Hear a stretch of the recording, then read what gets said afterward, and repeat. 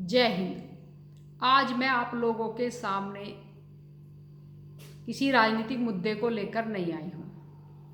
मैं श्रीमद् भगवत गीता पढ़ रही थी, जिसमें श्री कृष्ण अर्जुन को उपदेश देते हैं कि धर्मयुक्त युद्ध से बढ़कर दूसरा कोई कल्याणकारक कर्तव्य क्षत्रिय के लिए नहीं है। तो क्षत्रिय किसी जाति से ना समझना, क्योंकि हमारे देश में क्षत्रिय जाति भी है। क्षत्रिय उस व्यक्ति को, उस प्राणी को कहा गया है जो साहसिक, पराक्रमी, योद्धा, निष्पक्ष, निडर और अपने कर्म और कर्तव्य के प्रति ईमानदार है, जो धर्म की रक्षा के लिए सजग है। अब धर्म क्या? धर्म की तो वैसे बहुत परिभाषाएं हैं, लेकिन मैं धर्म के बारे में बताना चाहूंगी कि जिस प्रकार कोई किसान का बच्चा फौज में जाता है और फौज में जाकर देश सेवा, देश प्रेम को ही अपना धर्म मान लेता है। वहाँ तो सभी जातियों के, सभी धर्मों के लोग रहते हैं, लेकिन फौज में जाकर फौजी देश प्रेम, देश सेवा को ही अपना धर्म मान लेता है।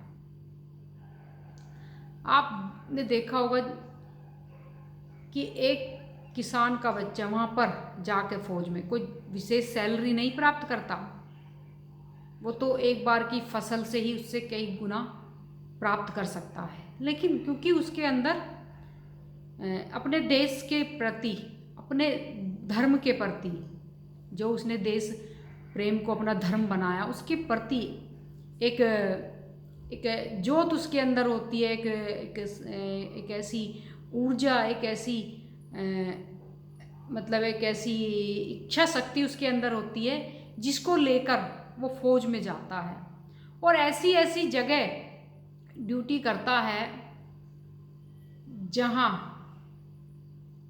पानी भी उबालकर, बर्फ को पिघलाकर पानी पीना पड़ता है।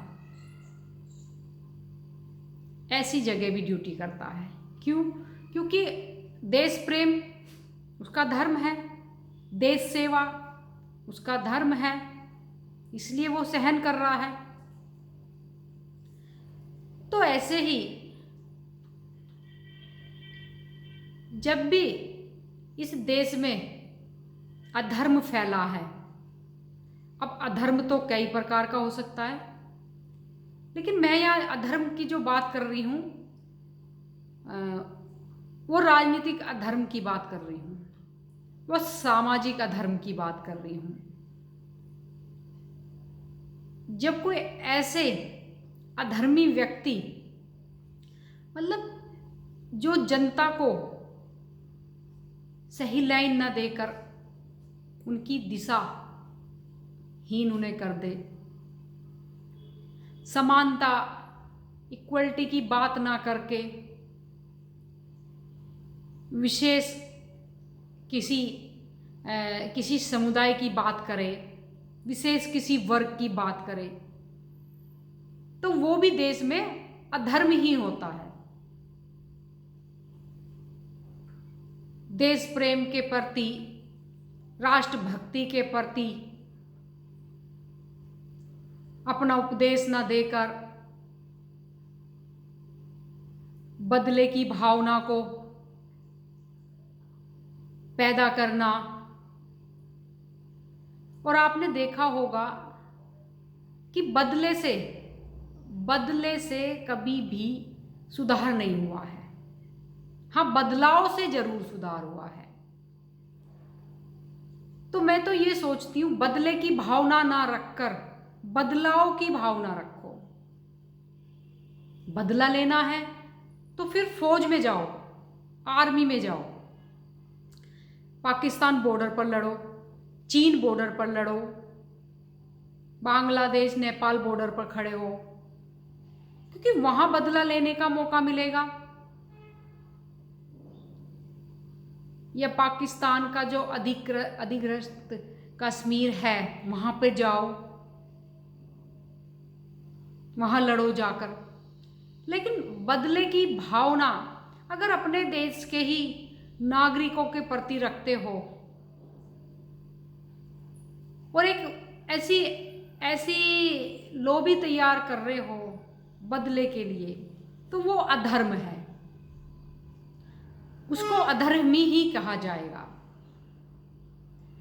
तो ऐसे अधर्म के प्रति लड़ने के लिए धर्म वाले भी आएंगे।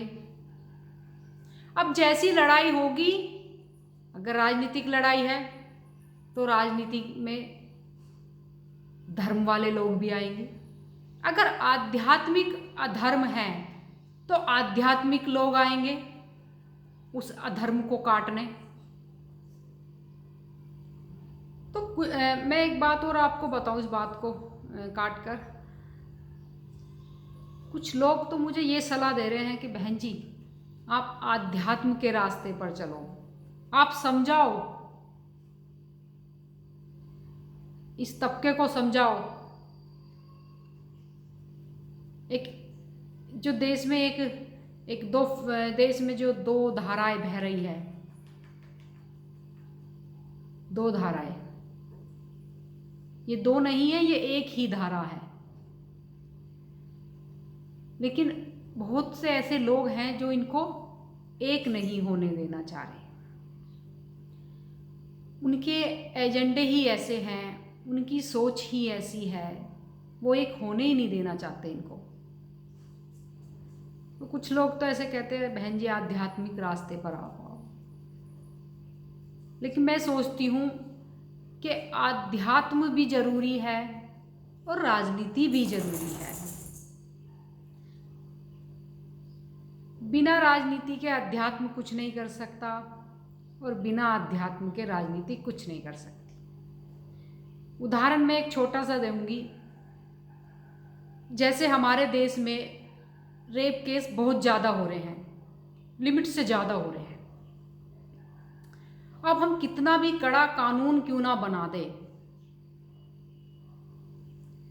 जब तक सामाजिक तौर पर मानसिकता परिवर्तन नहीं होगी, तब तक वो कानून भी काम नहीं करेगा।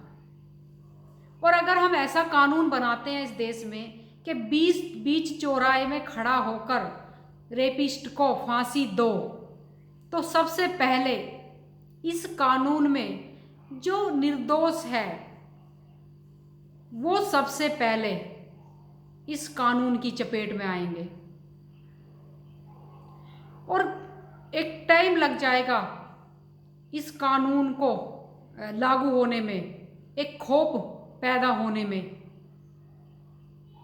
पहली बात तो हमारे देश में ऐसा कोई प्रावधान है ही नहीं कि 20 चौराहे पर, ना ऐसा कोई कानून मुझे लगता है कभी बनेगा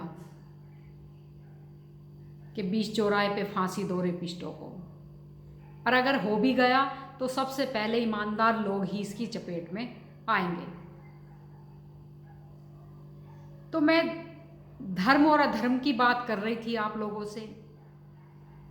एक बार फिर मैं उस श्लोक उस उपदेश को पढ़ देती हूँ। धर्म युक्त युद्ध से बढ़कर दूसरा कोई कल्याणकारक कर्तव्य क्षत्रिय के लिए नहीं है। और वो क्षत्रिय कोई भी हो सकता है जो अधर्म के प्रति लड़ता है। अधर्म क्या है?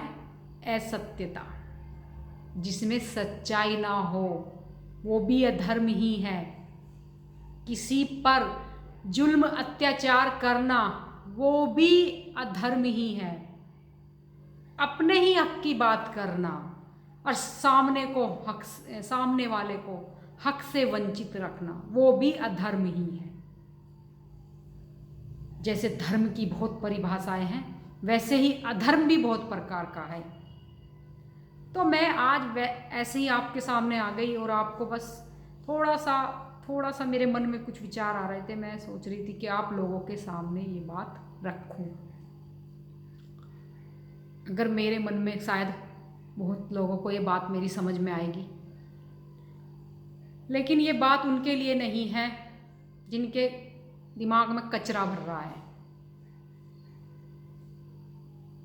उनके लिए नहीं है, क्योंकि बहुत धीरे से कचरा निकलेगा भी नहीं उनका।